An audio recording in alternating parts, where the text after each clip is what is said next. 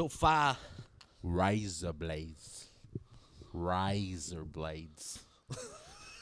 Isn't that what you said? No, rise up lights. Rise up lights. Oh, rise up lights. Rise up lights. Rise up lights. Rise up lights. Gecko. I can't hear anything.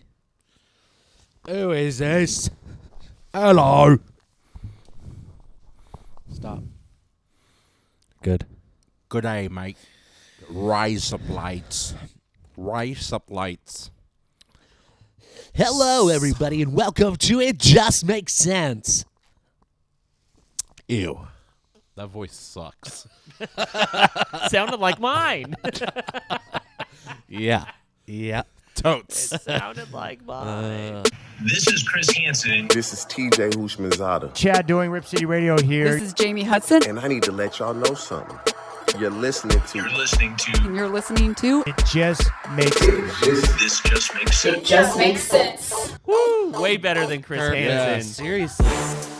I want to get involved in the rigging of Fat Bear Week. In relationship to Fallout Boy. Oh, Fallout Boy. People are...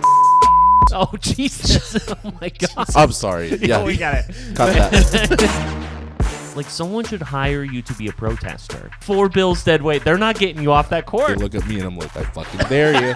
That's what I'm I saying. dare you. I mean, There's no like, tractor. There's nothing that can... They gotta be forklift certified. Oh, I can't be a Cowboys fan because of this moral high ground that you are on. Bite me. Eat me. Bite me. Eat me. I mean, gosh. I'm so sorry to everyone that we just did that to. Everything I just said before that, I just made that shit up. Small enough and dumb enough. Small enough, dumb enough. That's what we want. That is It Just Makes Sense. I did not like that enthusiastic radio voice.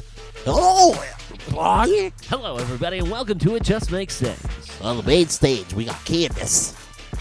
You recently, Chris Kringle to the main stage. Main stage, Chris Kringle. Recently lost custody of her kids.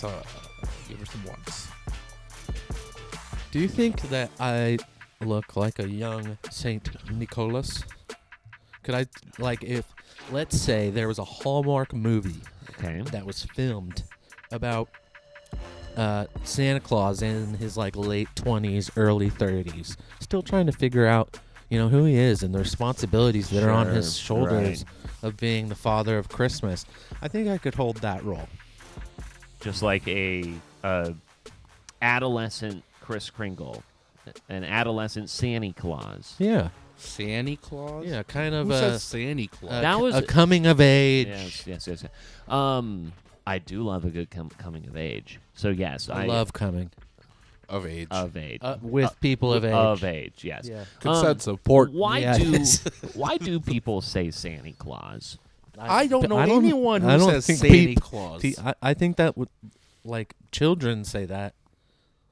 And it Was I got watching popularized last night? in a movie, a Christmas movie. I don't hear kids Christmas saying Vacation? Santa Claus. Yeah. Because I was watching Christmas Yeah, Vacation yeah, the other night. Yeah. And Do you hear children say Santa Claus? I know what he's talking about. Santa Claus. Yeah. I think it's from Christmas Vacation. Dude, I saw Mommy kissing Santa Claus. Okay, not Santa Claus. You know what I just realized? I should not. It should not have taken this long for me to realize that I was like, oh my gosh, like Mommy is a hoe. That she is kissing Santa Claus. It's like, why is Mama cheating on Dad and kissing Santa Claus? And then it occurred to me that Santa Claus is the dad. Went like a few days ago. Dude, occurred to you? Within the last year. Dude, cut that. Dude, I cut don't know. that. I'm You not gonna gotta cut dude. that. Dude, you're Cut gonna get that. fucking flamed on Twitter. Bro, it's my life. It's how it went. for real. On God. On God. On God, you're gonna get flamed. I will, Pete, in solidarity. Solidarity. Yes. I will also admit to something. I'm not gonna say how long ago. Okay. I will say in the last few years, I finally connected that Garth Brooks was Brooks from Brooks and Dunn?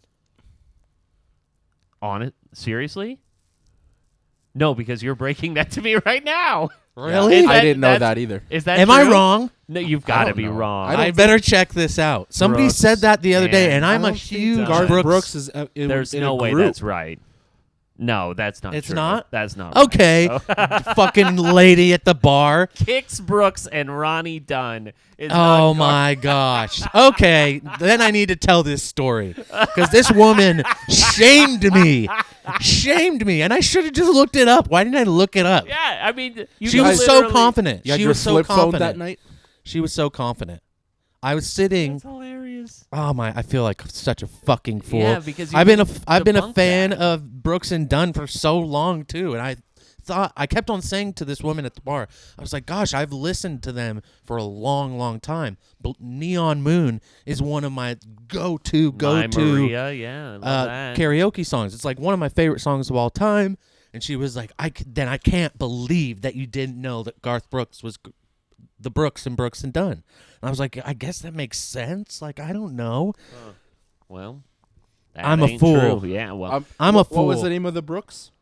Kix Brooks. He Kix is related to Garth. Kix Brooks is. Don't do that. Now I'm gonna have to look that up. We don't have And time. Brooks Koepka. yeah. yeah. Brooks And Shields? yeah, and it was named after the cereal he was, or vice versa, right? The Kepka? Yeah, that is interesting that you wouldn't just like look that up. I mean, like before, like people can just like say something so determined, and they'd have no way of knowing until like way later on. I think that's I think that's a positive thing. I don't Yeah. like people looking up whenever we're having a conversation. Just roll with it. Okay. Figure it out later. It's It like, was a kind of a weird that scenario. Means you were in the conversation. Yeah, I was you know? playing pool, and she was sitting there, and we were kind of like, she was like just sitting directly next to the spot where I was previously sitting. Okay. So my drinks were still sitting there, so I was going back and like having drinks while the rest of the pool game was going on. Sure. Waiting for my turn. All right. And we got talking, and there was a Brooks and Dunn song on. Which and, one? Boot Scoot Boogie? My Maria? I think it was My Maria. Yeah, it would be. It's my favorite. It's good. And I was like, oh yeah, I love Brooks and Dunn. And I even said Neon Moon is one of my favorite karaoke songs to sing. And she was like, oh, did you know that Garth Brooks is the Brooks from Brooks and Dunn? And then I was like, what? No way. And then it was like my turn. And then I came back, and then we like started the conversation again. So it wasn't like so much of an in-depth conversation that I thought like, oh, I need to look this up. It was like, oh gosh, I can't believe that I didn't know that. And I went on with my life. And here I am making a fool of myself again. Well, I think that I've told this on the podcast, but as we know, everything resets when we hit 100 episodes, so no one's ever heard of anything. But it goes back to when my mom did this whole thing about how she said, hey, we were listening to Samantha Fox. Samantha Fox, this like 90s icon or whatever. And she was like, oh, you like her? And we're like, yeah. It was like, well, she's dead now because she smokes cigarettes. Jesus Christ. And then that was my mom's opportunity to tell us, like, hey, you can have everything, but if you smoke cigarettes, you will die. And isn't she still alive? And she's still alive. Yeah, and I forgot about I found that out as an adult. And it was like it took 2 decades for me to learn and to question Here that. you but are yes. not smoking cigarettes. And here I Yeah. am sandwiched in between both of you, just Just getting secondhand hot smoke, boxed. so. Well, Merry Christmas. Merry Christmas. Merry Christmas. I have a hat Santa that does Claus. not fit, and either it's too small or my head is too big. Your head's, Your too head's big. way No, too big. no. That You got a cannot be giant true. dome. That cannot be true at all. Okay, so we've talked about other Christmas. So Santa Claus is not a thing. Santa Claus is not a thing. I mean, you think that you would look like a I think I could. adolescent Santa Claus? I could pull off Okay. a young Santa Claus. Like I said, if he was, he's in his 30s, trying to midlife crisis, trying to figure out, who am I going to be before I have to take on all this responsibility. I think I could play that But guy. isn't Santa Claus, or the perception of Santa Claus, just what corporations want us to think Santa Claus looks like? I mean, So eventually, sure. your side hustle when you get older could potentially be Yeah. a Santa Claus. Absolutely. that I guess what I'm. Yes, you're Or right. you could be the creepy guy in Such the a corner. conspiracy theorist. Creepy Yeah. guy in the corner asking women to sit on your lap. No, that's One of those two. I was going more for movie role. What Braxton's sign at the mall is just women only. Not obvious at all. You're just adjacent. To. Over 50 pays double. 18 to 24 women only. Yeah. Must be a student. Okay. I do feel like I always put off Christmas movies until this time of year, and now I'm like feeling like I have to catch up on all of them. I had watched a couple of like, one on what was it, Amazon, like something from Tiffany's, which turned out to be Something a horrible. glorified Hallmark movie. We finally got to Christmas Vacation this past weekend, but we haven't gotten the big hitters. We haven't gotten the Santa Claus. We haven't gotten the Home Alone. We don't have the Muppet Christmas Carol yet. All of those things. One that we did watch, I had never seen it before. I feel like this was probably one of yours growing up, though, Braxton, was Polar Express. Oh, Never lit. seen it in my entire Did you cry? life. Lit. No, I was terrified the whole time. Why? Because not only here Lit. the technology that they used was like too close. They used these people's actual faces and then just CGI'd them a little bit. So that's animated Tom Hanks, but that might as well be Tom Hanks. It's terrifying. And it's a very dark movie to start out. It ends very nicely. What's in the North scary Pole. to you is that they made an animated version of Tom Hanks. Yes, it's scary. And Wow. the kids talking that's generally when you're watching a Disney movie or whatever. You have Disney princesses and princes or whatever, and they have kind of they have a theme, a motif or whatever, but these look like legit people. Okay, So that's scary. here's my response to that. But first, you got to look at me and say, "Okay, Braxton, say what you're gonna say." Say to me, say, "Hey, Braxton, go ahead." Hey, Braxton, say what you're going to say. Okay, Peter, here's your perception again. Your own perception of Yeah, things. all right. Giving you a different translation into something. It took me out of it. I'm not gonna lie. It did. I watched the first half hour before I really got into it, and it's a very dark movie until they get to the North Pole. It's terrifying. I've never seen it, so I don't It know. is, Yeah. it is one of those Christmas stories that has a lot of undertones of it's sad. I'm pretty sure, yeah, we don't have to go into it. But in the end, it is a very touching movie. I remember as a child, I loved it. And I remember as a kid, it even got me choked up. Yeah, but And I loved animated Tom Hanks. So you can, and the while- moment you thought Tom Hanks had done it all, they Yeah, animated It him. was animated. How old's Polar Express? Oh gosh, decades at this point, isn't it? Early Polar Express. 2000s. Well, let me actually Google it rather than just Early 2000s. 2004. So this was post Sleepless in Seattle, and You've Got Mail. Tom Yeah, Hanks. exactly. Cast Oh, yeah. Away, Can Tom you Hanks. imagine Yeah. a Road to Perdition, Tom an Hanks. animated Meg Ryan just fake orgasming in a restaurant? That- Why I did I can. take it that way? I Yeah. didn't have to I do thought we that. were talking about Christmas. We you were sick talking about fuck. Christmas movies. Christmas makes you think of sex? Kinda. I don't know. Do you fuck a lot around Christmas? I mean, everyone's off, Mostly you're off, April. you might as well get off, right? So, exactly. Miguel, are you a big Christmas fucker? A lot of it's Christmas fucker! a lot of it's done during the month of April. Why? What? Why April? April Fool's month. Yeah, okay. What the fuck? This Sex is life just is a a gag. joke. Yeah. Oh, got it. All right, well. God, you chicken pussies. Yeah. Yeah, I don't.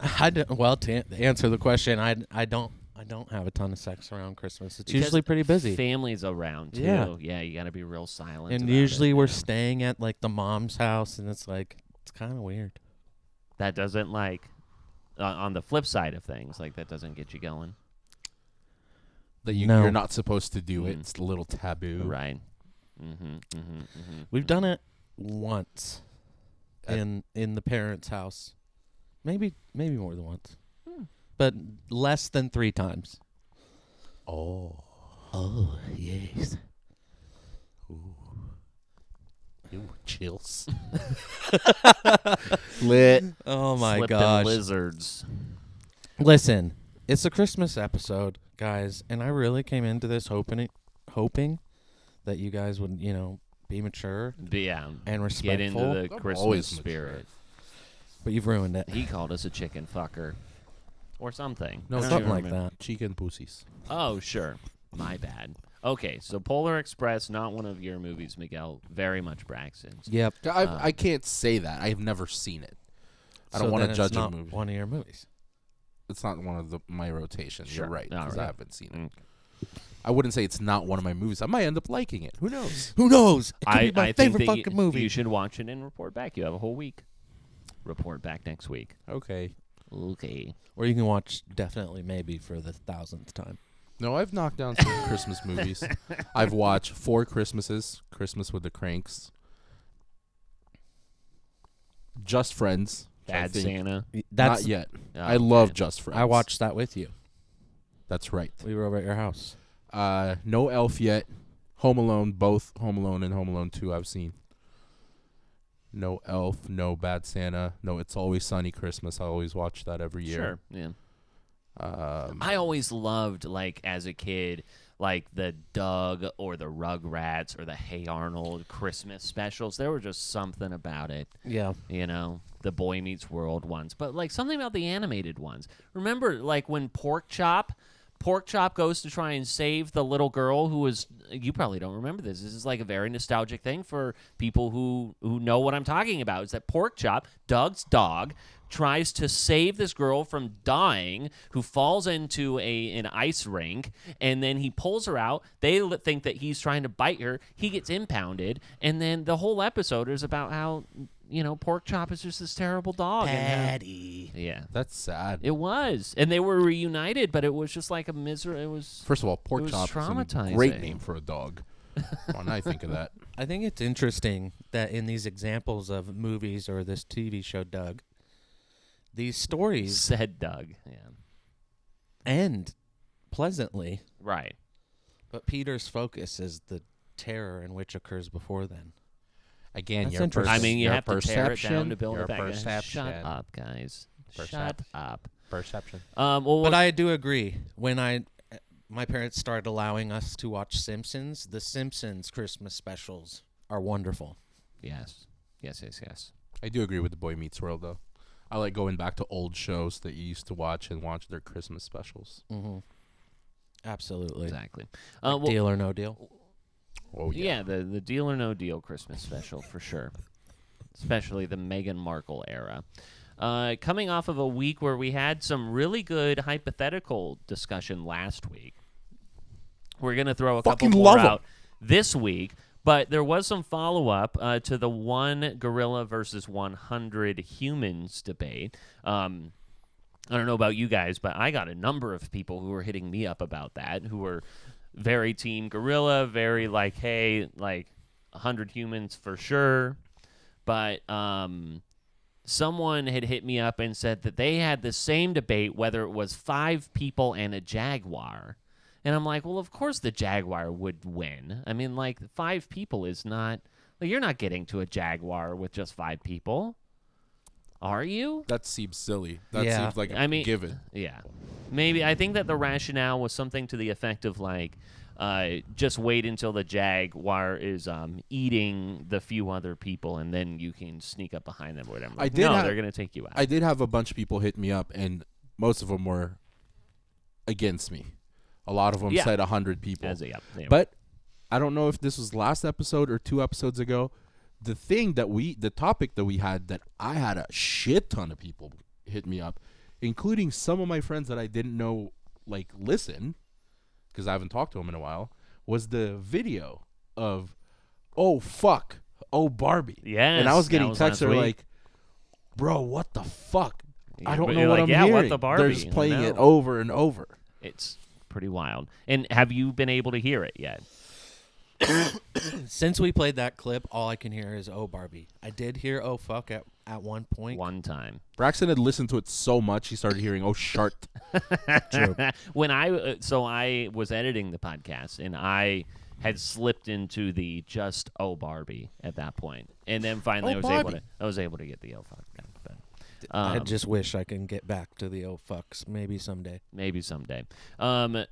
So I wanted to throw another hypothetical at you guys. This was someone that was sent to me by one of our listeners as we were kind of going and talking about this, which was this door dilemma, right? You have 3 doors. Which one would you choose? Number 1, you get to choose your soulmate. Number 2, you get to choose $100 million. And door number 3, you get a time machine. Which of those 3... Like, you know what's behind in each door? Yes, you know which one, and you can walk through one of those doors. Which one are you choosing? Well, how much was the money? $100 million. $100 million. Or a time machine. Yeah, $100 million. $100 million. But could you time machine back to then go get a bunch of money and then go and sway the woman and all of that? I feel like we've had a similar adjacent conversation about, like, meeting your significant other or going back in time or something like that. Doors 2 and 3 are both going to be driven by money. $100 million, and I would use and you're saying that you could use the time machine to put a stock in Apple or Microsoft or something. You can make money that way. Neither one of those options for me would be the reason why I would get a girl. Like, that would just be, let that come natural. It would be like gaining wealth for me. Yeah, so and if 2 or 3 is a win-win. And if we're facing this scenario right now, it's like, well, I've already got the girl. So Right. I guess the kind of, I mean, I'm tinkering with this a little bit, but it's like $100 million, and you don't get your current soulmate. Like, you have to give up that soulmate. I mean, there's chances are, and I mean, like, I'm not trying to, discredit the love that I have for my wife.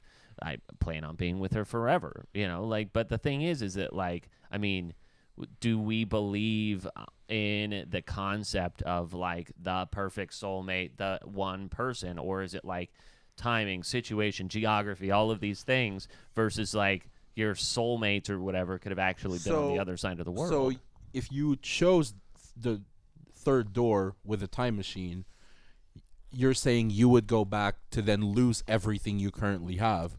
Would that go the same for the $100 million on door 2? Do I lose my current life? I think that's kind of what I was insinuating, was that, like, okay, and this is just all up for interpretation at this point. But okay, so then do you $100 million and you lose your current life and you have to kind of build something else out of it, type of a thing. You get your soulmate, but I don't know what you would lose there. But I guess I'm just kind of referring to the $100 because there million at has this to point. be consequence for all decision. So if you take the soulmate, then you lose all your money that you have? Yeah, well, I have a toddler, so I don't have that much money anyway. So didn't have it to begin with. I don't know. I think I'm taking the $100 million. I think that I can. In your current life circumstance, and then you take the $100 million. Yeah, and it's like, even if, like, I had to restart my love life, if that was a part of it, I think I could still go through that process, and I think I could still woo her. Yes. Yeah, there's so many factors that go into this before you can give an answer. Like, time machine, I get why you would have to restart. Would you then have to restart if you take $100 million? And then, yes, what do you lose if you decide to choose door 1 and stay with our girl? Okay, so say you You have. didn't think this through. Say you have a new soulmate. Unprepared, now. You take Peter. No, I'm not unprepared. It's a choose your own adventure, and this is another choose your own adventure. So say you take the $100 million, and then you don't have your soulmate anymore. You are single. You are on the town, so you are a newly minted $100 million man. But in this case, Ashley would still be around, so I could go find her. Yeah, I mean But here's the thing: do I lose memory of that? Can I still go and, like, try to pursue that, or is it like I don't even Everything resets. Yeah. I would imagine that Will Smith comes up and Men in Blacks you and boops you, and then you have no memory. I'm making it tough. That's $100 million is a lot. No, That's $100 million's a deep. lot. I will choose door 1. Yeah. If you're gonna reset everything, I'll choose door 1 because Sheba's gonna hit next year anyway. True. But say you were the $100 million man. Say you didn't have the memory of your soulmate, and you were out on the town. You meet a very good-looking woman that you've never seen before, and then she goes, "Hey, do you want to come back to my place?" And you go, "Well, sure." You know, she didn't necessarily know that you have $100 million or whatever. But then you, as you're walking out, you run into a family member, and that family member goes, "Oh my gosh, Braxton, I can't believe you have met so and so, your long lost first cousin." Ew. Are you still going through with that? You Through didn't with know. what? You were going back to this girl's house to bone. Oh, I thought you were saying this is after you boned. No. I mean, I guess it could be either scenario, but this is. I think if it's before before you boned, then it's an easy No. It's an No. easy no. I thought you were saying you had just taken her home. You guys are now leaving after boning, and then this happens. Okay, well, let's play that scenario out. What a shitty scenario, by the way. You're going home with a girl you just met, and you run into a family member as you're about to rail. Yeah, Ew. I know. Well, All I the think it's time. even worse if it's post-railing. Yes, that's true. At least you get to stop it. But the question is, how distant is first cousin, second cousin, third How cousin? distant? You don't know? Oh, what's the First distance? cousin is... That night, Blood. you're going to pretend and ask that question. Oh, God. Is You're third gonna- first? You're I gonna don't know. you're gonna Joe Dirt that girl. Be like, "You're my sister. You're my sister." You guys, you've really gotten gross tonight, huh? Seriously, I thought this was the Christmas episode. Have you never seen the movie 21, the Blackjack movie? I have. I feel like I have. Because I thought if you were going to go with that scenario and that guy gave a straight mathematical answer, it was like door 1 is a brand new car and door 2 and 3, a goat. And he's like, well, it doesn't matter what my choice is. You have a 33% chance of getting the door that you want, which is the brand new car. He's like, let's say we take away one of the bad doors.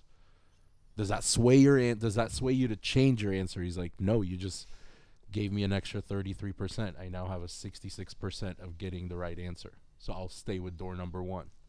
And thank you for the brand new car. Whoa, Kevin Spacey. He got. Yeah. Well. Yeah, well, Kevin Spacey Kevin- has done a lot of things. Yeah, he's got God in a number of ways.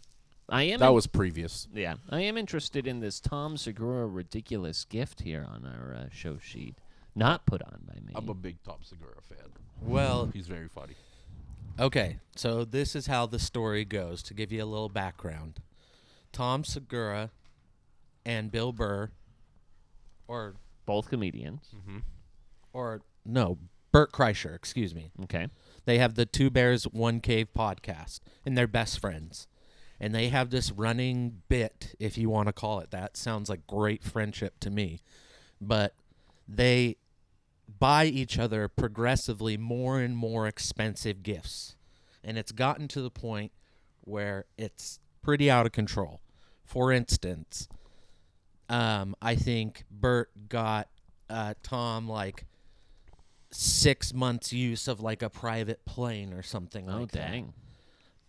Bert got really into like NASCAR racing for a little bit. Tom bought him like a fully stocked out stock car with a team and everything to like race and stuff and basically fulfill his dreams. Nice. They have essentially gotten to the point where they're spending close to millions of dollars on one another for these gifts. And I'm going to send you the clip of the gift that Tom gave to Bert so you guys can react to this here. Just 1 second. Well, I end up going black market on this gift, right? When do I get it? It's right here. No. Yeah. Wait, hold on. So hold on. I end up having I put a feeler out, and I get like, you know, there might be a guy, and then there's a guy who knows a guy, and I have to get cash because they're like, you know, Wait, this type what of the thing fuck? doesn't have like, you can't like use your credit card. So now I'm having to do like cash deliveries and cash withdrawals and like trying to get the amount of money that this person wants for this thing. And I know that I know that you like history, and I do. Oh my God. So hold on. Hold on. If you're about to give me Nazi memorabilia, just hold on. I'm going to be so excited. This is for real. I'm not kidding you. What is that? Go ahead, and I'll tell you the Nazi story memorabilia? once you take the top off. Is it going to bite me? No. Okay. That teacup set was at the Haus Wachenfeld on the Obersalzberg.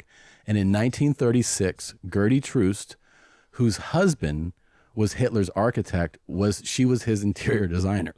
She had that teacup set at her apartment in Bad Reichenhall, and a man named Isaac Hahn was gifted it. He sold it to an unknown collector who later sold it to a man named Richard Michael Colliker, who sold it once more to the unnamed party, and we acquired it. And there is basically a 99% probability that you're holding something that the Fuhrer drank from at his vacation home. This Could is you Hitler's imagine? cup. That was Hitler's cup. Yeah. Are you shitting me? He bought him Hitler's teacup. Put it to your lips. Put it to your lips. Put it to- Put it to your lips. Isn't that cool? Happy birthday. Isn't that cool? Isn't that cool? He's literally choking. This is the best birthday present ever. I'm supposed to destroy it. No, you can get a lot of money for that. You can get a lot of money for that. You get it in my hand. You're making me hold Nazi memorabilia. I thought it was going to be Winston Churchill's. I was so excited. The Fuhrers. It totally belonged to Hitler. Oh, goodness. I honestly, when I watched this, I just was thinking, if we were all rich enough to do this for one It another, would go insane. it would be not good. Yeah, I mean, I have this card here. Is that what you're alluding to? What, have you gotten me something Hitler related in here? No. That was written by Hitler himself. Hitler designed my He Christmas wants card. to wish you a Merry Christmas. Oh, God. His mustache is inside that envelope. God. No, it just, obviously that's I'll crazy. settle for a card. Does it That's fine. say how much he paid? Is there a No. way to find out? Oh. But it's got to be a lot. A lot. I mean, the guy got him a race car. Like, that's got to be a couple $100,000. Like, that has to be like, I would assume if the last thing's $200,000, this has to be like $350,000, $400,000. How much do stand-up comedians make? These guys. Outside These of guys like Dave are- Chappelle and Well, they're kind of at that level almost. I mean, because they do like the Patreon, and basically they have pay to watch stuff. So they're basically getting all the money. yeah, I back to think them, it's but- for the That's best. where we're going. It's for the best that we're not at that level. Yeah, I that's think it where we're would get going. a little out of control. Hitler's teacup. Who would have thought? Not me. Not me. Miguel, you like... Oh, boy. Miguel, you like smut television. Absolutely. Yeah. Proudly. There is this new show that is coming out on TLC that has a bit of a twist in it, but they haven't divulged what the twist is. But let's watch the trailer to this, and then I think that we can all discern what the twist will be. The show comes out. I'll tell you when the show comes out after the trailer. Life has given me some curveballs. I think it's my time to find love. I was married for 14 years. I want to get a chance to do me a little. Young men have much more energy. They think out of the box. I want that. Especially in the bedroom. I am in this amazing, beautiful mansion here in Mexico. This is a perfect place to find love. Welcome to the villa. You're about to embark on a dating experience like none other. Let's go! I have an extremely high libido. Is that too much saying I have an extremely high libido? Should I just have said high libido? Ladies, where's all the men at? I'm ready to connect with somebody who doesn't really care how old I am. I'm just looking to have fun. Here we go. What the hell? It just got real. No one knows what the twist is. They have not I revealed do. what the twist is. Coming Sunday, January I do. 15th. What do you think that the twist is? It's their sons. It's absolutely their sons. Oh. Yeah. So, I mean, you've got these 8 MILFs, and then they're going to watch their sons. They each have one of their sons there. Yeah, each of them. And they're going to be plowing the other MILFs.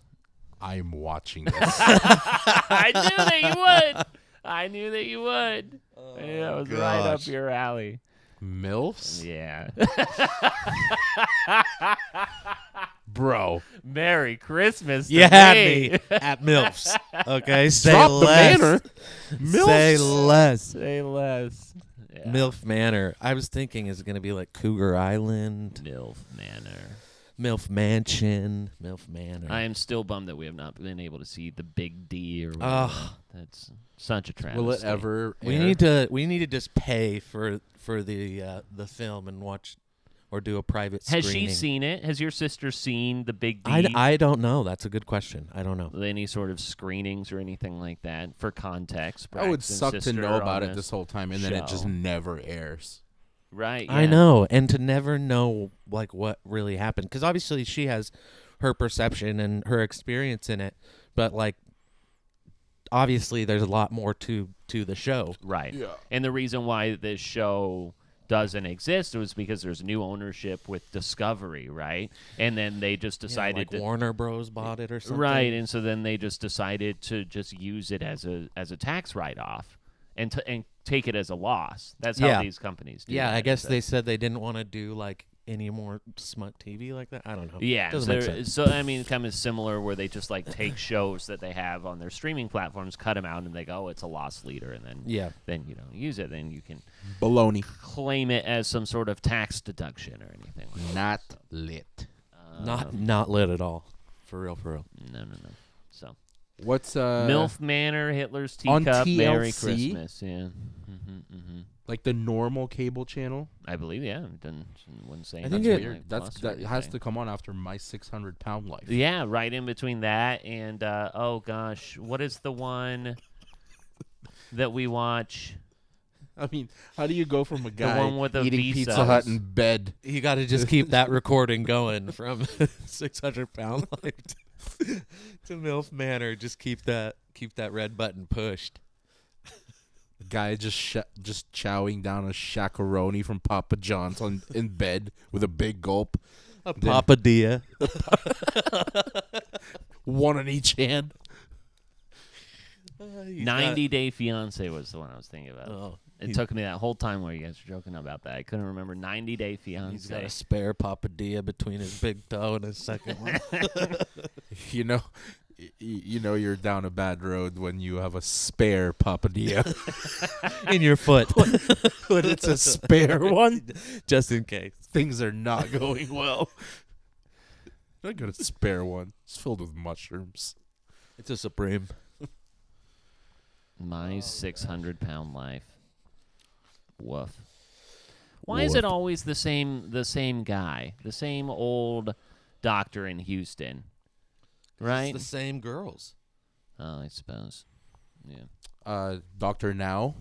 Isn't that his name?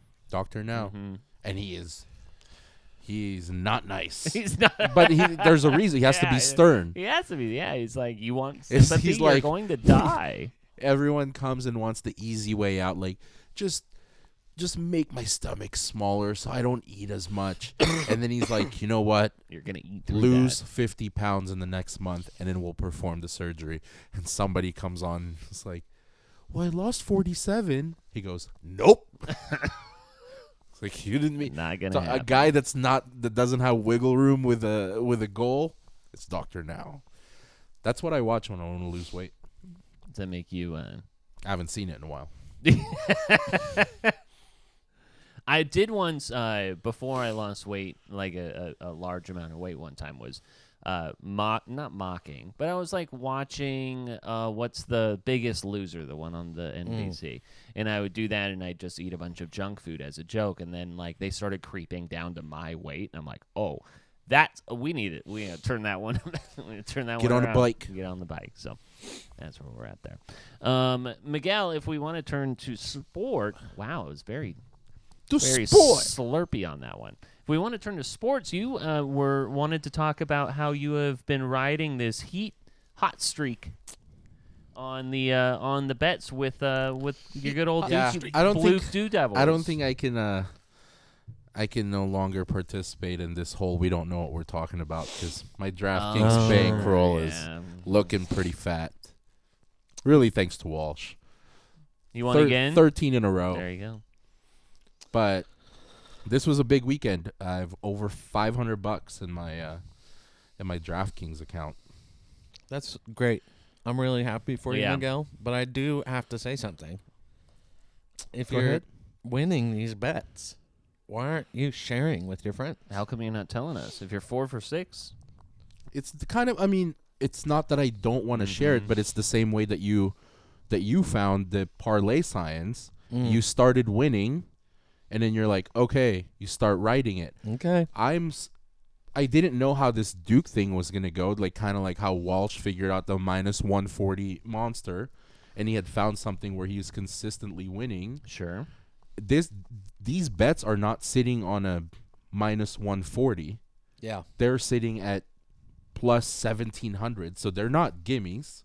I've just found, so as far as stats, I'm 4 for 6, which for anything over plus 1,000, I guess is pretty good. Yeah, absolutely. But I have not put more than $5 in each one. So I have gotten like $5 to win 126, $5 to win 130, $5 to win 90 on one of them. It was like a 9 plus 800 plus 900 or something like that.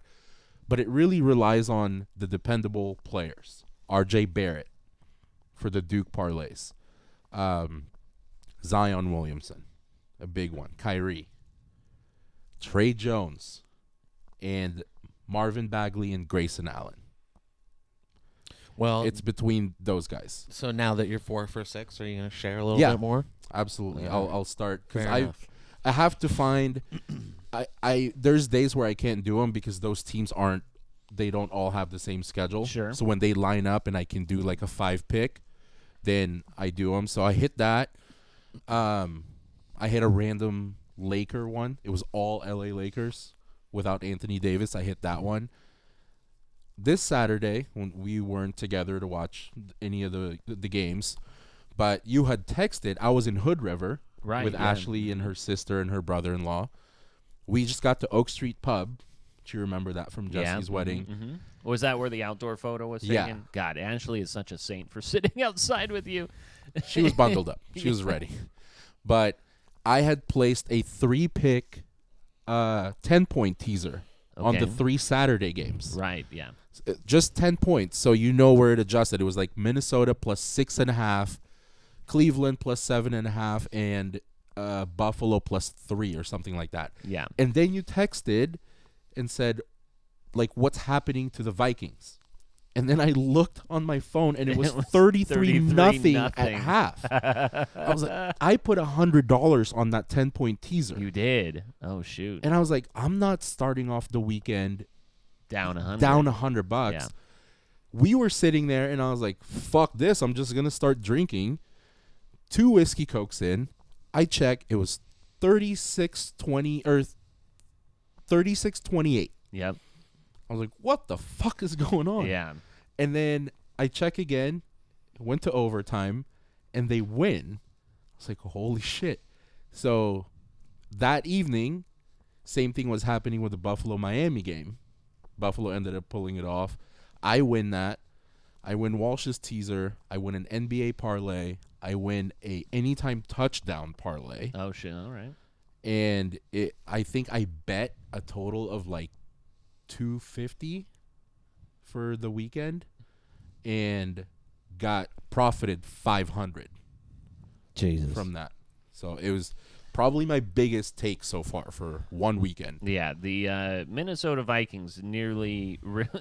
I turned the game on at 33-0. What the fuck happened there? Insane. And then, as any Matt Ryan team would have it, who has given up the most infamous comeback at 28-3 to the New England Patriots, now has been on the other side of the largest comeback in NFL history. Is that one of those memes where he said, "Hold my beer," but he just passed it to himself? Yeah, exactly. Hold my beer. Here is Paul Allen's call on the Dalvin Cook touchdown that tied the game with 2 minutes ago. From his own 36-yard line, back to pass, screen left to Dalvin. Turns it up outside the numbers to the 40. Gets to the 50. And is loose. Dalvin 20 to the left. 15, 10, 5. Touchdown! Dalvin Cook. Yes, yes. A 64-yard touchdown. Unbelievable, and this was the 2-point conversion. Look center. Yes! It is T.J. Hawkinson for the 2, and we're tied at 36. Snap spot. Joseph, right-footed kick. It is good! And the Minnesota Vikings have completed the greatest comeback in the history of the National Football League. From 33 down, they beat the Indianapolis Colts. I mean, it was an incredible comeback. Is it part of you feel bad for Matt Ryan? It's like No. Not necessarily, no. Just call it, man. Just call it a career. It's over. Yeah, I just didn't want like the Jeff Saturday thing to go anywhere either. It's like, oh gosh, like you're, beating the Vikings who are going to win the NFC North, and you've taken the Eagles all the way to the end of a game. You weren't and pulling all for this Jeff? and this. No, come on. Guy has no right to be there. Jeez, man. Yikes, Pete. He does it okay. But the thing is, nothing. Color me with a hot take. All of a sudden, There's- you guys are too afraid to. My God. I'm not. No, That's because very- that's not my Love me take. some Jeffy Sats. Yeah, and he's not going to stay as the coach. I'd rather him have a good experience. He's not going to be the coach next year. But I mean, No, had he done well, I think he would have. No been. way. Yes, of No course. fucking chance. Why wouldn't he have been? Because he Who brought him cares? in. Not a coach. Well, then why Why bring him in the first place? Why not just have one of your Because guys? they've given up on the season. Well, yeah, but you have Jeff Fox and you have a rising star. I forget the guy's name, but you had a rising star on your coaching staff that you could have put into. And instead, you bring a guy from ESPN. I'm like, of course, he was going to be considered for the job. If But he the did well. vibes, Pete. The vibes. Okay, fine. Fuck the vibes. Is Jeff Saturday being the Colts coach bad optics for you? Yes, it's terrible optics. You've got guys on your coaching staff who have been cutting their teeth, and all of a sudden you just bring in some, talking head from ESPN who's never been a coach before, and you go, yeah, let's follow this guy. Fuck that. Maybe they want to coach somewhere else. Maybe they don't want At the end of the season, be the interim and let those guys write it out. But I mean, I guess if you're saying that wasn't working, all I'm saying is that you don't do that. Don't bait me on this. Don't bait me on this. I can't believe you're I'm not wrong. Polling for trying to get Talking Jeff about Saturday another to man's fail. job. My God. Either way, Kirk Cousins gets me. By the way, I mean, just as a segue out of that game, which was just an incredible finish of the game. I'm glad that I didn't turn it on. He gets you? Yeah, or I get him, or he gets me. We saw each other. You understand one another? With this tweet. So, Kirk Cousins tweets, can someone explain to me the difference between these three brands, LL Bean, Land's End, and Eddie Bauer? And I feel like Kirk Cousins looked in his closet and saw all three of those brands and goes, they're all so similar. Then why do they all look the exact same? And to me, Kirk Cousins and I may have something in common there. Because that's what your closet looks like. Big LL Bean guy.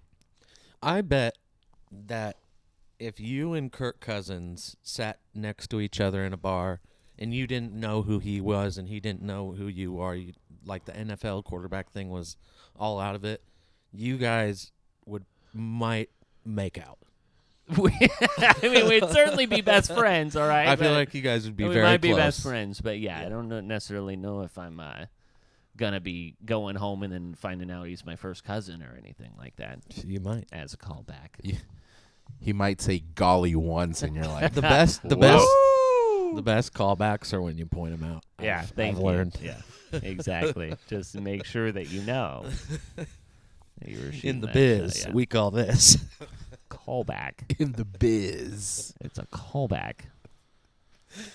Sorry. Continue. But anyway, I just thought like I imagine that he left in a nice LL Bean or Eddie Bauer sweaters. Covered in gold and shades. He probably has like the Ford Explorer Eddie Bauer edition. He does. I'm sure he does. Yeah. Absolutely. That's My uncle had one of those. When I was growing They're up, nice. I always thought when people had like the embroidered seats with the brand or whatever, that meant that like they're rich. It does. Yeah. What it doesn't mean that? Does it? I don't know.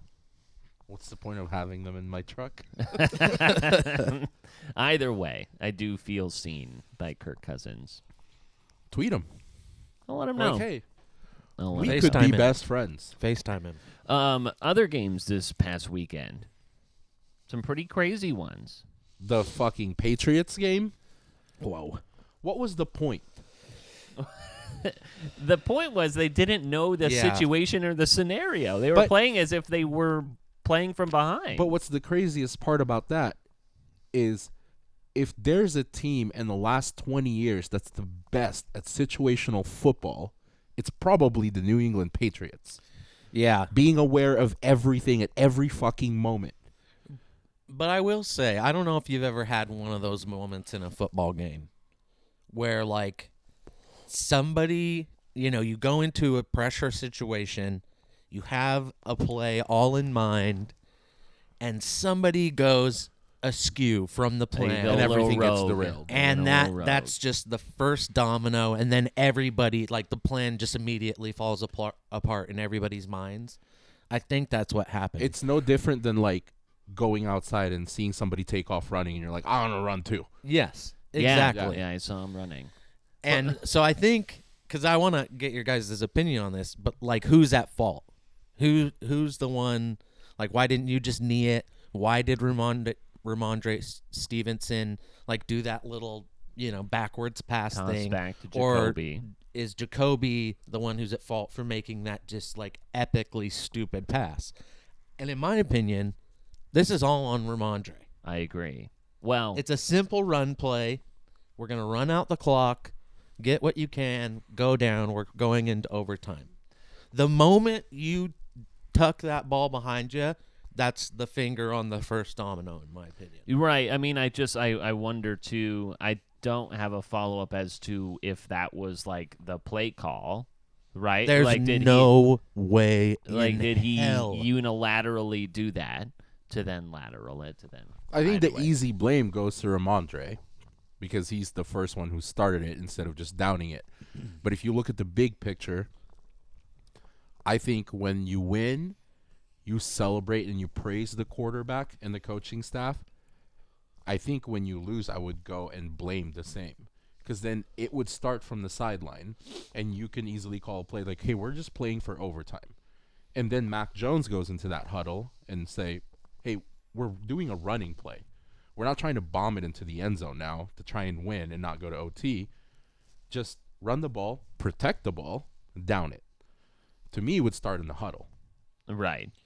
But to me, then, on the other side, that's how it's relayed as well. I've never seen a Bill Belichick team have such a clown, bozo, boneheaded move. A mental collapse. A mental collapse. Like, that doesn't happen in Bill Belichick Like, what teams. else would have been said in the huddle? I You don't know. know. What I Like, mean? maybe...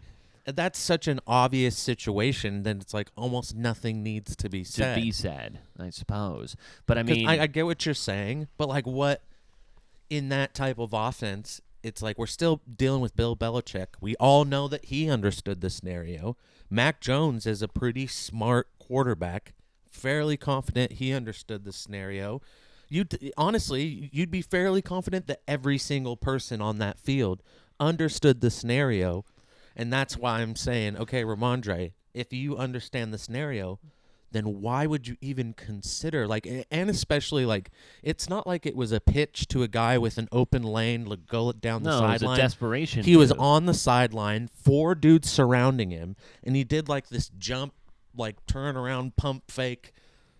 Like, it was, what is the guy doing? And You so can't do that. and You then just in can't do that. In that situation too, then Jacoby goes, well, I guess this is what we're doing. So Exactly. I'm not open. I thought I saw Mac open, which, I mean, he took the fault for that post game, and he says, like, hey, I thought I saw him open, but I mean, no one really threw anyone under the bus as Was to, there Ramondre like, by the Patriots sideline? Yes.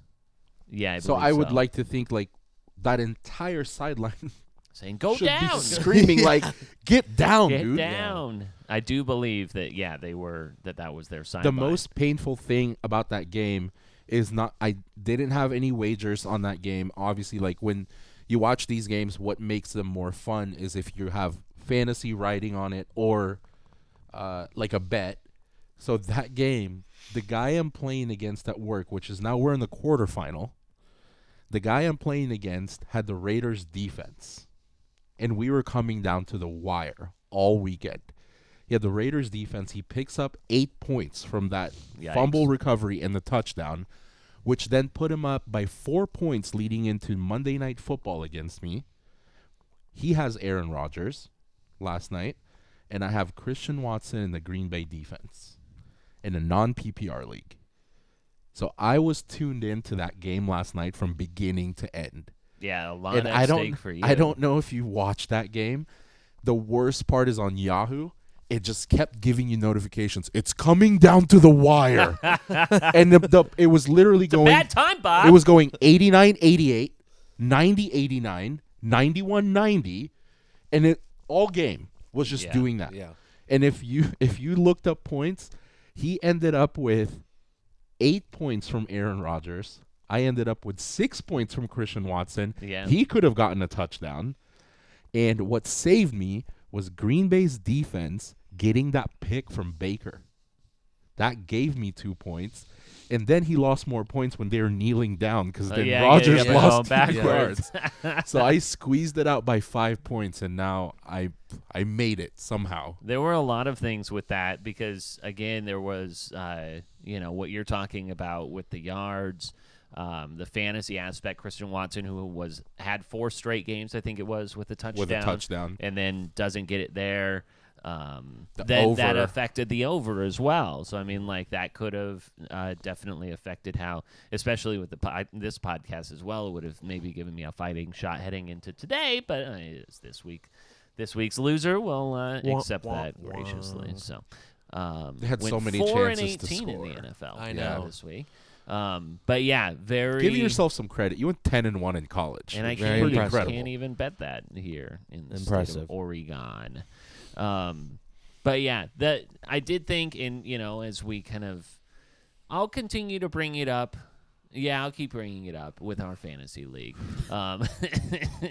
Is the fact that I was trying to find a good entry point into the fact that I would have beaten literally everyone this week had I been in the playoffs, except for Miguel, who had a first round bye and who was the number one. I'm very flippy with this head here. But yeah, it was pretty funny because then immediately Miguel called me on it. It's like, oh yeah, look at Peter trying to make it about him. Well, I was. Even Naoko gave you the small violin. She did, yeah, and she's not one to respond in that sort of a way. But you know, did put up a lot of points, but when you have a bye, you don't see how many points you get. Pretty sure I put up like 190. You put up 187, I believe, is what you put That's up. the highest, and I'm on a fucking bye. Yeah. But don't spend it all in one place there, Juan Magoo. You know, that's the thing about not being in the playoffs. It doesn't really fucking matter. Yeah, well, good on Jordan for scoring 100 points this week in the playoffs. To Jordan's credit, he did say, I have no business being here. What's my team doing here? So I can't wait until I become the actual winner of the playoffs, having not even been there, because I'm going to end up beating every single one of you. In the consolation bracket? No, Make just sure like in general. the consolation bracket, just make sure you're not last. That's all that matters. Is that what's happening now? Like, I didn't know why we had a bye this week. So now it's a consolation round? Yes, because you got to play out, and then there's the, Sacco game or whatever, the last two people that have to play. Sacco, sure. So you could still get last? Yeah. I suppose I could. So it didn't end on the final regular season record? No, I can't get last. I can't get last. I don't know how the consolation bracket works, to be honest. Doesn't make the rules. Here's what's scary. But I know that there's going to be a game for 9th and 10th place. And whoever loses that game gets the punishment. The shitty thing heading into the semifinals, I'm playing the Yoko, who's a hard team to beat. Breaking news, I don't have my main guy. I know. Who's that? Jalen Hurts. Oh, yeah. On Sunday. He's got a shoulder injury. Well, it's not for sure Pick yet. up Gardner Minshew. I have him in the Jimmy's League, which I'm also in the semifinals for. And this is a toughie. He's going to They haven't projected it at 0 points, but questionable. Yeah, he's not playing. It's not good. He's not playing. It's not good. Boy. It is. Who's your backup? I don't have one. I put one in for waivers tonight. Me too. Oh boy. Who are you trying to get? I don't remember. It was all garbage. I think I had Pick up Gardner. I think I had a choice between like Derek Carr, Heineke. Minshew was like on the 15th page because he hasn't done shit. Ryan Tannehill. I don't have great choices there. Yeah. I don't even remember who I put in for, and I think I dropped my kicker to put in for this fucking waiver, so I don't know. I went. This doesn't come out till tomorrow, so I'll know before anybody hears it. But I tried to grab Derek Carr. I think that was in your Jimmy's league. Yeah, that's my best option. He's playing Pittsburgh. Yeah, which I feel like is it at Pittsburgh though? It is, fucking and so cold. so that was what I was going to bring this up. So TJ Watt. We do have TJ Watt for sure. We do have the Christmas Eve and Christmas Day games. The main slate being on Christmas Eve with a few on Sunday. There is a record number of games that will feel like or be below 0 this weekend. There is a cold front coming straight through the United States, bringing a bunch of terrible cold weather. The current estimates for the, quote, feels like temperature at kickoff for some of the outdoor games this weekend. Bills at Bears, feels like -11 in Chicago at the start of the game. To it, so I don't feel bad for them. Seattle at Kansas City, feels like -6. That'll be tough. Saints, Browns, -9. Texans at Titans, 5 degrees. The Browns game, the wind is going to be. I have 3 Browns players, and it's saying on there the wind might be an issue. Ground game there, and Nick Chubb was hurt. Did you see? Because it was cold in Green Bay last night, clearly. It was like quite 0 chilly or something. Baker was freezing. Yeah, the entire fucking night. I love his jacket just kept getting bigger but and bigger. He was doing so many things to try and warm up his hands. Like at one point, he just threw his towel. He kept his hands in the warmer, but every time he took it out, he's like the whole game he was fucking freezing. I don't think he felt the ball even once. Yeah. I know. There's just absolutely nothing you can do at that point. I mean, you could try and put your hands in front of that big fire thing, but then you'll just burn your face At that off. point, if you were a quarterback, I'd wear a glove and put one of those warmers in there. I know that guys get bad rap for wearing the glove. Peyton Manning did it, and just wear it. With it. Finishes on Falcons at Ravens, 7 degrees. Raiders at Steelers, -4. So very chilly this week, very chilly. But it's Christmas. A lot of snow games potentially. I was very excited to see the Bills and Dolphins game got really I love when snowy there. When they set up for the field goal and the entire line just went there and was like, yeah, cleared it out for the kicker. They can't use towels because that would be a foreign agent or a foreign object to try and clear. So they had to use their hands in that. The referees threatened the fans with a 15-yard penalty for throwing snowballs, but apparently they can't do that. I thought it was cool. For that. Yeah. It was listen, a very cool visual. The Bills fans are known for throwing projectiles on the field, and snowballs is actually the most PC thing that they could throw on the field. I don't know if you remember against the Patriots, Yeah, they are could have known gotten a dick. They throw dildos on the field all the time. So at least they were just getting. Hey, we're getting snowballs. our wish. We're getting snow games after that first one was canceled. Yeah. I loved that snow game. I'm excited for the potential of more. They had done a few wide shots, and I did feel bad for some of the innocent bystanders because these guys are throwing these snowballs at the players or whatever, and they're just trying. Like some of the camera guys are getting like clocked with the snowballs. Like, come on, leave them alone. It's cost of war. Leave them alone. It's Just trying to work. In the betting world, though, the biggest bad beats, obviously, were a lot of people took New England money line against the Raiders and the Bengals, Tampa Bay. They were counting on Tampa Bay kind of bouncing back. Maybe a it's a bounce back game heading into the playoffs Tom just Brady, to fucking blow it. That second half and the amount of turnovers and the point differential that it was the first time in his career that those type of stats, like giving up that lead with that many turnovers, it was like, what the hell is happening? It was just turnover after turnover. They have 4 second half turnovers. It was insane. And one of those turnovers came at the hands of Giovanni Bernard. There was that fake, I think it was a fake punt that then Gio kind of got in the way of. I imagine it was designed, but then he coughs it up. And then, after the game, everyone wants to talk with him and to figure out what happened or anything like that. It turned into quite the shit show. And I don't know if you guys had heard this exchange between Gio and reporters, but the reporter who posted this video thought that they were in the right. But I want you to listen to how they responded to him. It gives a bad rap for every single reporter out there who is actually trying to do their job and trying to actually do it professionally. Gee, I'll talk to you this week. Well, you were injured all year. What have you done for us to talk to you about all year? I talked to you Tuesday. Just talk. Don't say you're not talking because I didn't talk to you all year. You were also injured most of the season too. Just relax. Can I go to my family that I have outside? And You all can. of a sudden now? Just don't say we didn't talk to you all year. We just wanted to ask for your perspective on what happened You're there. involved in one of the biggest plays of the game. Okay. Thank you, Jew. I appreciate That's your all. time. We do. We won't hold you. We would have talked to you in the season, but also you were injured. Just tell us what occurred on the punt. Miscommunication, that's all it was on my part. I take complete fault for that. Was it a fake? I don't know. It was complete fault. My fault. That's it. Is this something the team hasn't practiced It's this all week? me. All me. That's something I did wrong, and that's all. So you weren't It was all aware? on me. Yep, number 25 out there, that was me. I was the one that did it. But were you aware It that was it was just a me. fake? Yeah, I messed up. I understand that, but we're just asking if you knew it was. I We messed just up. didn't know if it was a communication Yeah, I breakdown. messed up.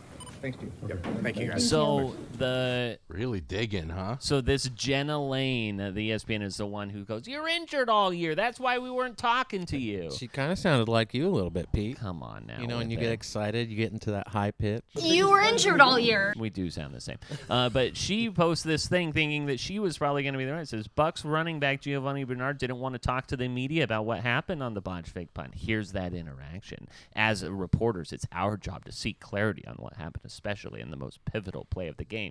And then they just They were poking at him. They were prodding. I mean, I've been in these locker rooms before where you have to answer or you have to, go up to a player who does not want to talk with you. And part of this is relationship building to say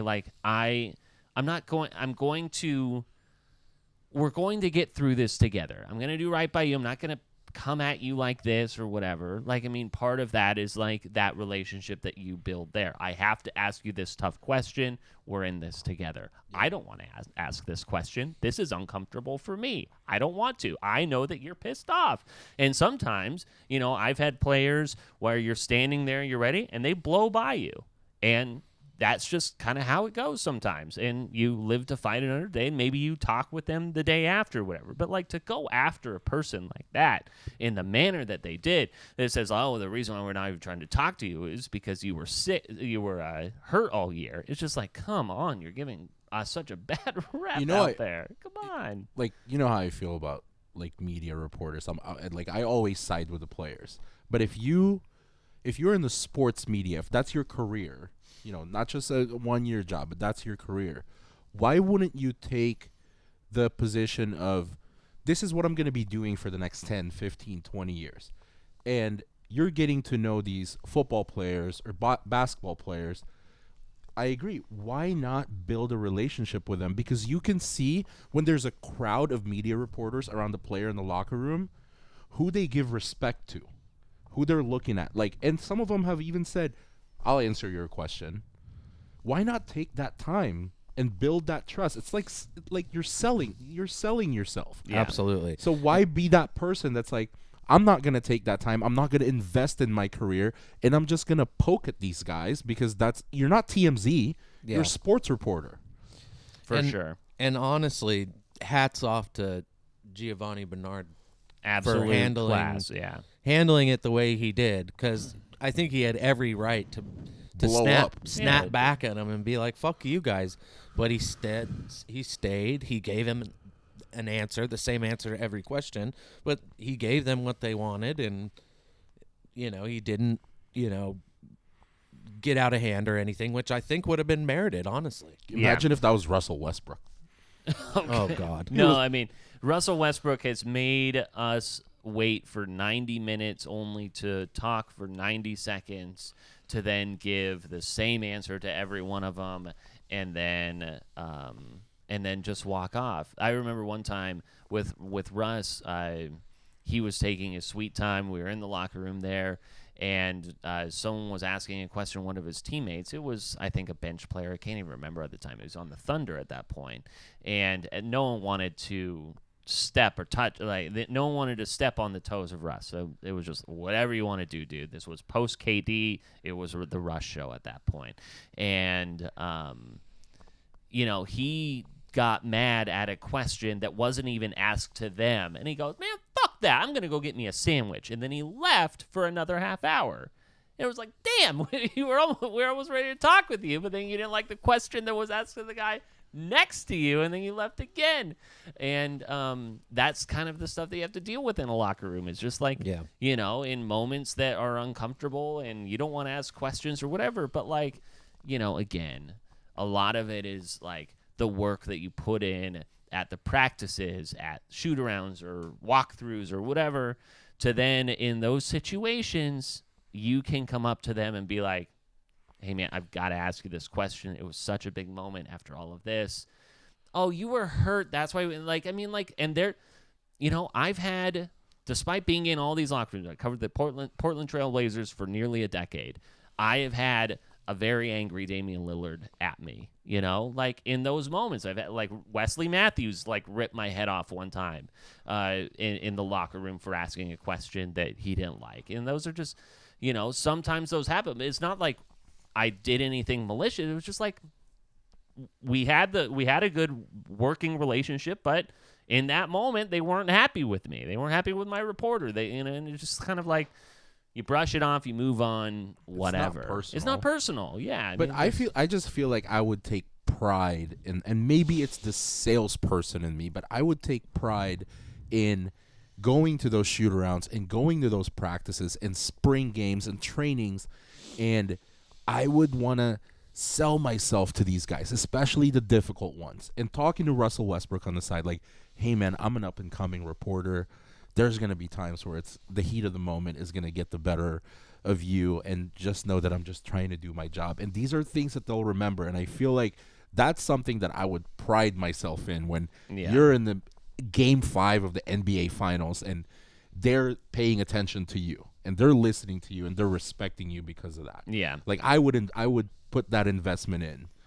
Yeah, I'm not coming in to be a homer. I'm coming in to be fair and to cover you, you know, and the team and all of that. Because there's so many people like that girl. That's like, you're not TMZ, and it feels like that's what they're acting like. Is like we're trying to. It's gotcha media. Yeah.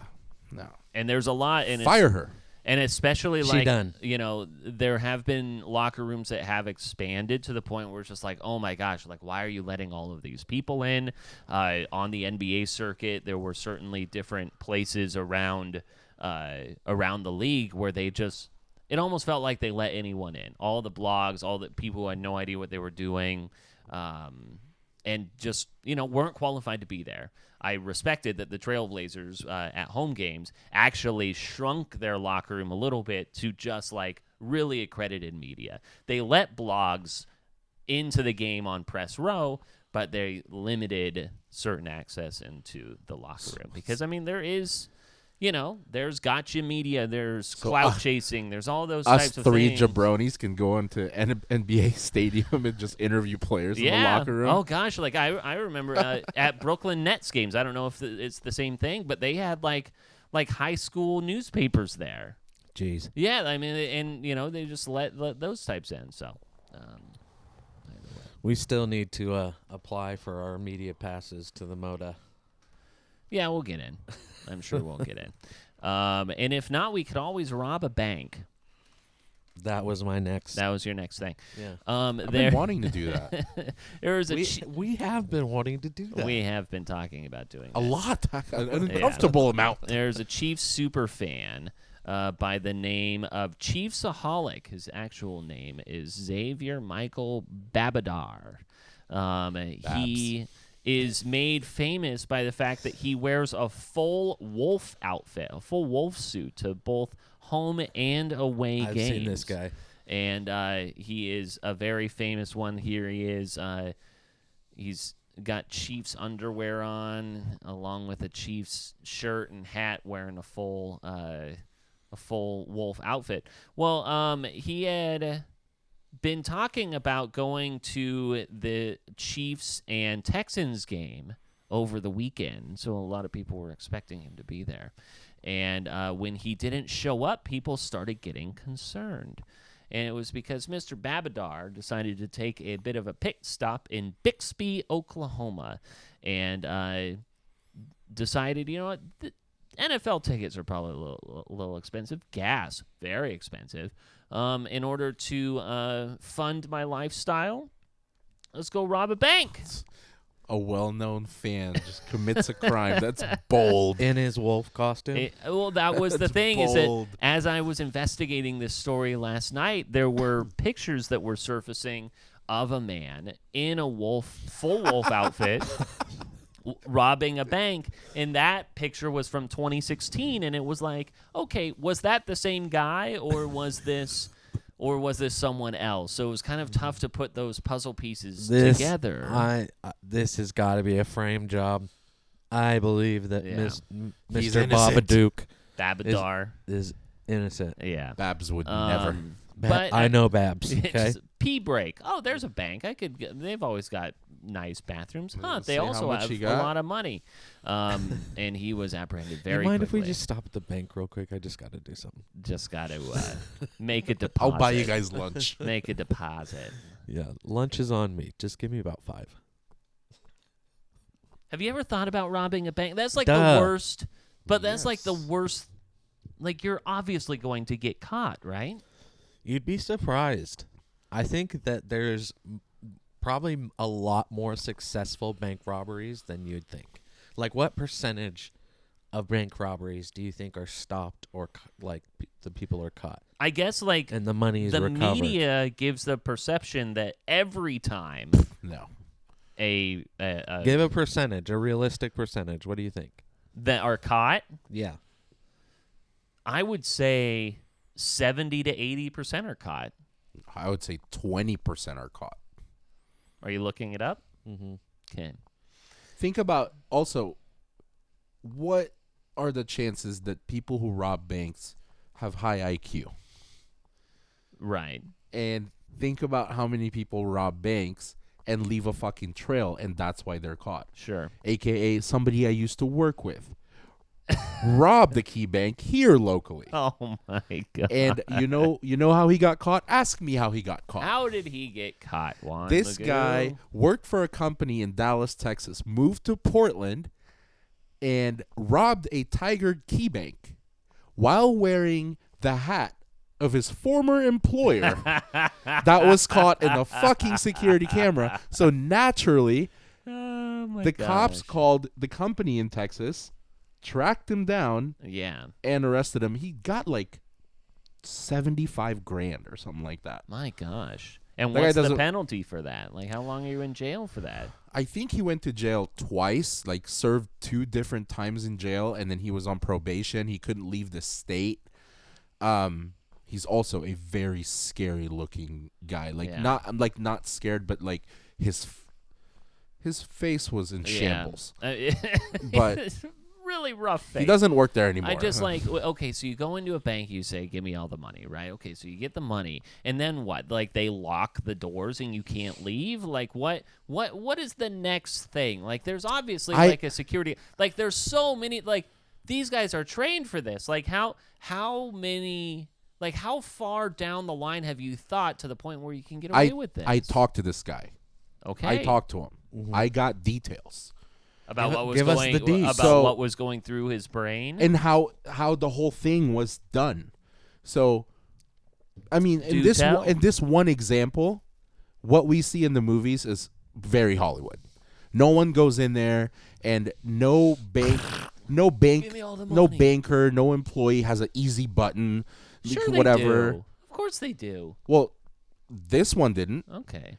Apparently, I feel like everyone's got now I'm not saying that like they probably have some sort of warning thing, but when he robbed the bank, apparently a lot of employees in the bank are just taught they don't just give them the money. Yeah, because they're not gonna have access to like the real money. You know, they're there for whatever's in your till. Yeah, which so is like $3,000. Yeah, like the vault has the real money, and a lot of the big amount is not in that bank.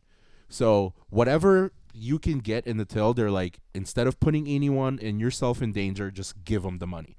And he said it was very casual. If you look at because you can look up not only his mugshot, which is fucking insane, the security camera looking at him, he's just standing there in the front. And he said he just walked up and was like, I'm robbing the bank. Give me whatever money you have. And it was like a very casual interaction where she literally just grabbed every bill around her and put it in his bag, gave it to him, and he walked out. Like, walked out. He didn't rush out. He just walked out. So I wasn't able to find an exact percentage because the statistics are harder to find, I guess, for bank robberies. However, that it has been said that you usually can successfully complete about 2 to 3 bank robberies before you're caught. Before they kind of get on. That the success rate is at a point where you can usually get away with it. Because honestly, the only flaw in this guy's plan was that he wore a recognizable hat. I mean, he was literally on Spike TV's Dumb Criminals. Yeah. You know, legit? No, like, I feel like that's who you watch is like, Yeah. you make a stupid move and there you leave a trail. Yeah, because the thing, and I don't know if you guys have seen this, where people will hold up, or they'll like try and steal from like a jewelry store or whatever. Those guys like have a little button that just like locks every door, and then like the person can't get out. But now you have a potentially armed person with you, which is never good as well. The paranoia that I would have if I were actually successful in it, gosh, I mean, I can't imagine the adrenaline going through me if I decided to rob a bank, number one, versus like, I don't know if I could sleep. I would just be so anxious. I would be so nervous about everything. And That's why it's not people like you that would ever Yeah, rob you a wouldn't bank. be a good criminal. would not Pete. be a good I think we all know I'm that. more curious about the number of bank robbers that come in armed. Mm-hmm. Like, this guy wasn't armed. I'm sure that's a lot less than we think too. Yeah, I'm sure. I would err more on the side of more than half of them come in unarmed. Do you think, and this is a random question, do you think that they think through the fact that if they were armed, that if they were caught, it's a more severe penalty. And I think that's why Probably. that most people don't use a weapon when they rob the bank, because then it's armed robbery instead of just robbery. Attempted Or robbery most of robbery, these people who rob banks aren't like, they're not violent people. They're just, their backs are against the wall and they're desperate and they just want the money. And it's like, if I get caught, I get caught, but I'm not out there to harm anyone or to, to be in the position to like use my weapon. Yeah, and Miguel's exactly right. All bankers are taught, just give them the money. It's a small percentage of what we actually have. You're And not gonna most sacrifice likely, a life we're that. going to be able to catch them. I mean, even if there's a 30% chance or whatever that we don't, it's like, whatever. We lost $5,000. We'll get it back. Yeah, I know. Like I had that house fire back in 2018, and then also, I've been involved in a couple of different house purchases with earnest money and flipping money here and there. I mean, like insurance. It was weird enough for me to say like, hey, I didn't say can I have $10,000, but I think that like part of our earnest money or something like that, we needed to get $10,000 out, and it still felt weird even like legitimately taking $10,000 away from a bank. Imagine if you had to buy Hitler's cup. Think about that. Think about that. Asking for about $200,000-300,000 in the bank. Yeah. So. Babs. Anyways, Xavier Michael Babadar. Done. Doesn't have as much money. Also, people who do not have as much money is a man by the name of Corey Yeomans. He is the man who caught the Aaron Judge 62nd? Sure. Home run ball at the Rangers-Yankees game. And he is actually the husband of one of my former coworkers, which, as luck would have it there.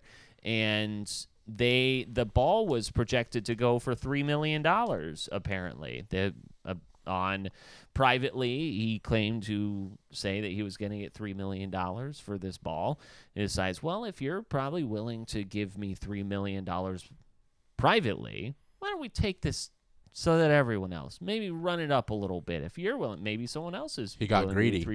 He got a little greedy. The ball went for auction, and it went for $1.5 million, half of what was originally projected. And not only that, but you have taxes. Well, taxes were always going to be a thing.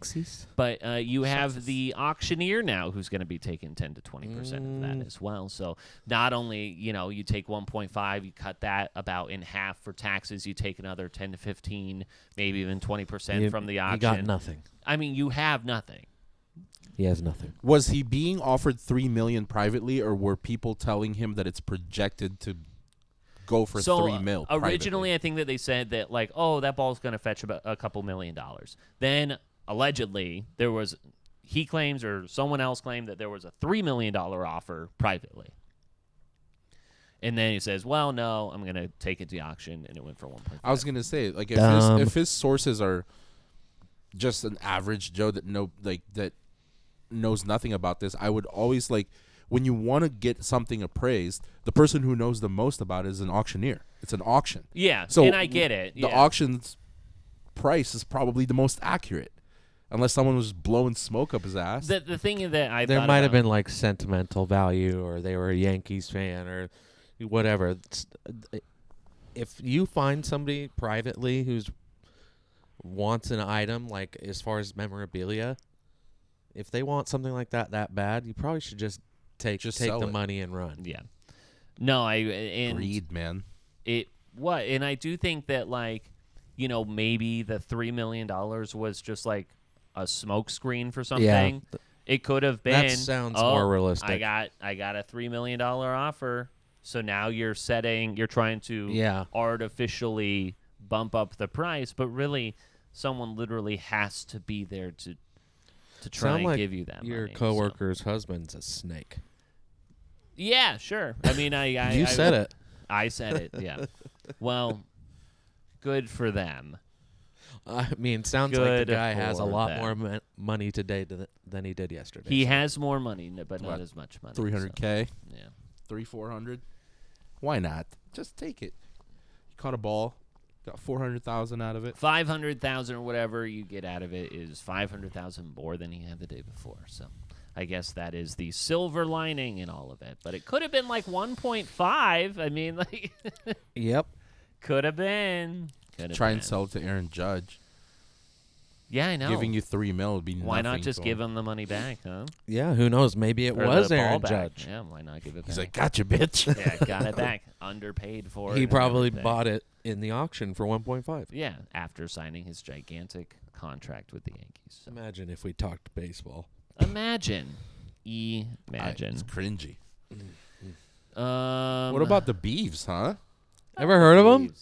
The Beavs. They're laying a smackdown on the Gators. The only Pac-12 team that can handle the SEC. What a great comment. Had to love that immediately. Hey, first 10-win season in what, 15 years? Yeah. The third time in like the last 50 or something. I don't know. Something And crazy I'm like that. pretty sure, obviously, Jonathan Smith isn't going anywhere, but almost every single one of those guys are back. Yeah. Right, not Jack Coletto. Jack Coletto posted this like gigantic notes app looking thing that was so impossible to read. I don't know if you saw And it on Coletto is Twitter. a huge It's part of terrible. Oregon State, but really he's like a Taysom Yeah. Hill. Yeah. So that quarterback is back. The 3 monster running backs, 2 of them are freshmen, I think. Right. Yeah. I do think that the Beavs would benefit from a portal quarterback. I mean, like, You don't think that guy grew from not Branson? knowing what he was doing the first game to like he's way better than Chance Nolan. And who's in the portal that you would want at Oregon State? I mean, there's going to be tons of guys in the portal. Well, right now, I now don't know. ASU just picked up Notre Dame's Shador, quarterback. Sanders. So Sanders is available. DJ Ugalele from Clemson, but Drew Pine from Notre Dame just went to ASU, who played well. Bo Nix coming back. I was just going to say, guess what? We don't have to worry about quarterback. Yeah. Ty Thompson's got to be bouncing. Yeah. He's gone. Speaking of, how about Ty Thompson in the portal? Yeah, you could- How about that? Not a bad Bo Nix. option. Not a bad Bo option. Nix, Not a bad back option. for another 9-4 season. Hey, we have another possibility of getting him on the pod. Bo. So What about the bowl the game? ass tattoo's over, right? Right. That For now, bet's we can Right, start for another now. one. over. We'll start another one. Okay. But you know, I- the Holiday Bowl on the 28th. Have you seen the spread for that? No. It's Oregon minus 14. Oh, really? What? 60% of North Carolina starters aren't playing. Oh, that makes gosh. sense. And Bo will play. Bo's playing. Yeah. Pretty sure Franklin's playing. Yeah. So We have a pretty young team. I'm Oregon's sure going to a lot roll of- through North Carolina a lot of because people. I think the biggest reason why some of the starters aren't playing is because some of them don't have a reason to, and the other all entered the portal. Yeah. So Yeah, a lot they of don't have a portal fucking guys. team. They're going to Lot get of rolled portal. by like 4 touchdowns. Mac Brown's not even coming. Mac Brown retired. No, he Mac didn't. Brown's dead. Okay. No, Jesus. Knock on wood. What? I know. R.I.P. Mike Leach. Really going for them hot takes Jeez, there. seriously. I know. Spreading the rumors. Do you guys want to talk about anything else, or should I just get I punished think at you this should get point? punished.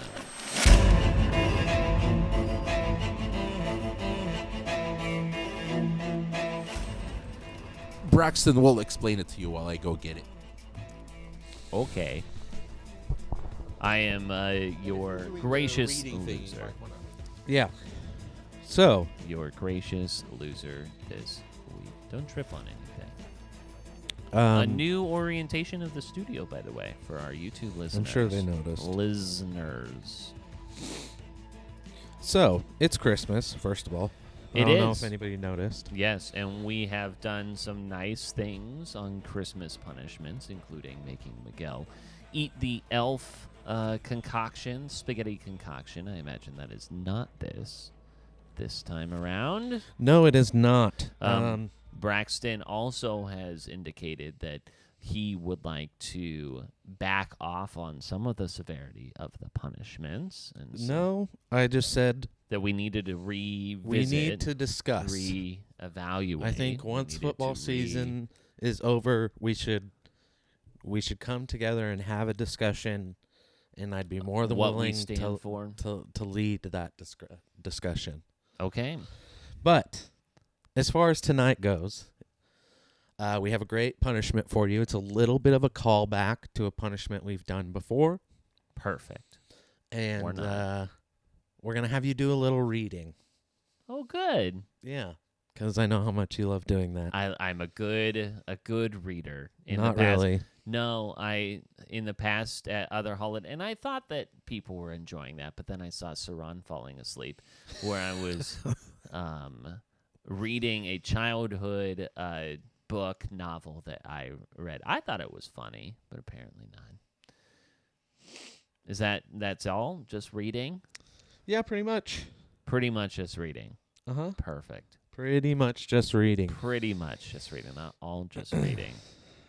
Miguel has arrived once again to our lair. Oh, no. I've been informed that I am reading.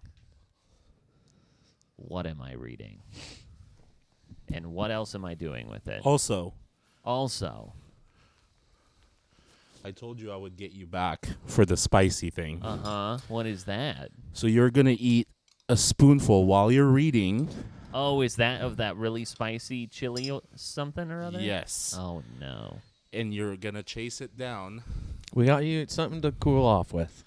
With a bread and butter pickle beer. Oh, God, the pickle beer is back. Well, you had dill pickle before. This is sweet bread and butter. Sweet bread and butter's pickle beer. And made you can in look Texas look it up yourself. Yeah. But we're going to have you read the 'Twas the Night Before Christmas poem. Beautiful. All right. So you got to take a spoonful of the spicy, and you got to get as much through the All right. 'Twas the Night Before Christmas poem This is as you beautiful. can.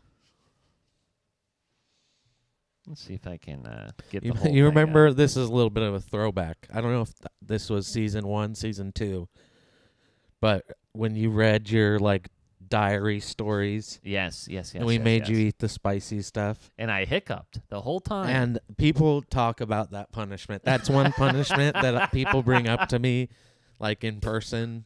That's probably one of the top ones. That people bring that's up. a good one. It was we a should good post one. that clip again. We should. That's great. Oh, and it's not even a cold beer. No, It's cold outside. Where's Yeah. this been? I think in his ass. Yeah, it definitely.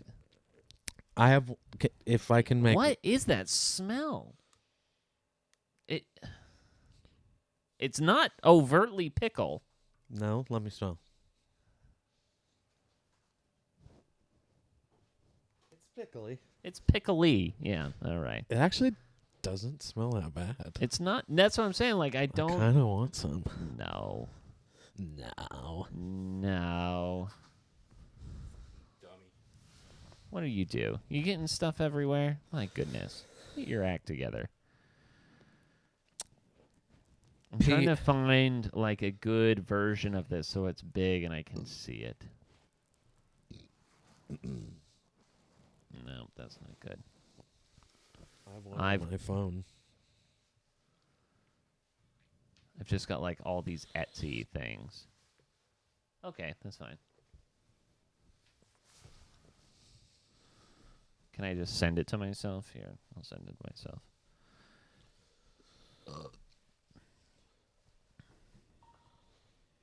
Accept. Okay, there it is. Short kids story. Not short kids. Short kids stories. Not, I don't. Not short kids. Short kids stories. Who do the stories belong to? Short kids? Just the kids. Just the kids. Okay, here we go. This is the really spicy stuff that I don't like. Let's just get through this. This is gonna hurt tomorrow. Probably even worse. Can we than it dim hurts the today. lights, light a fire, No, get ready we've for this got wonderful studio Christmas lights here. tale? I'll put up a little And I guess Yule log. Or no, actually, go ahead. Okay, Go we'll ahead. let it set in. Don't leave anything in the bowl. Well, I'm just gonna take this. That's as far as we go. Oh my god. Oh god. And then read. Oh, you're supposed to drink after you read. He just went right for it. He said, "Fuck you guys." 'Twas the night before Christmas. And all through the house, a creature was stirring. Light one up, Miguel. Light one up. Come on. Even Set a the mood. mouse. Stockings were hung, a chimney with care, in hopes that St. Nicholas would soon be there. The children were nestled all snug in their beds, while visions of sugar plums danced in their heads. And Mama in her kerchief and I in my cap had just settled our brains for a long winter's nap.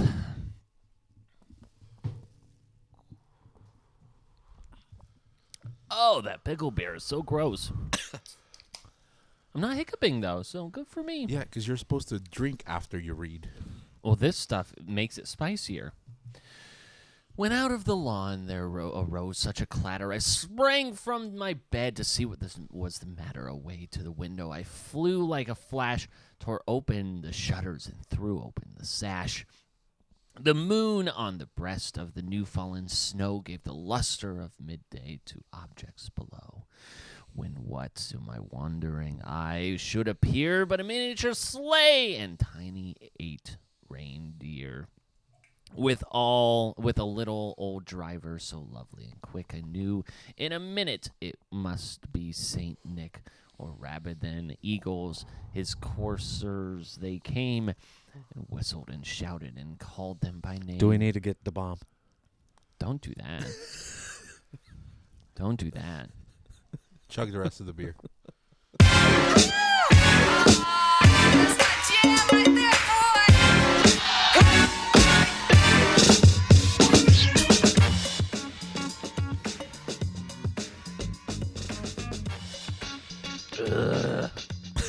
Is it sweet? No, it's like the bread and butter's pickle beer. It is heightening the flavor for sure.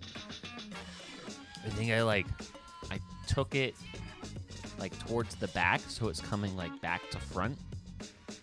So it's not as bad as I thought it would be. All right. But this is definitely accentuating it. We'll skip to the last 2 paragraphs and let's get out of here. He spoke not a word, but went straight to his work, and filled all the stockings, and turned with a jerk, and laying his finger aside of his nose, and giving a nod, up the chimney he rose. He sprang to his sleigh, to his team gave a whistle, and away they all flew down, like the down of a thistle. But I heard him exclaim, ere he drove out of sight, Merry Christmas to all, and to all a good night. Merry Christmas, everyone. Thank you so much for being loyal listeners of It Just Makes Sense. We will be back next week for our New Year's episode. Shout out Hops and Brews, Wolf of Wall Street, Boneyard, Scrimmage. All of them. Merry Christmas. Clear eyes. Full hearts. Can't lose. And don't fuck your first cousin this week. All right? Merry Christmas. Jesus. It is about Jesus. Christ and Christmas.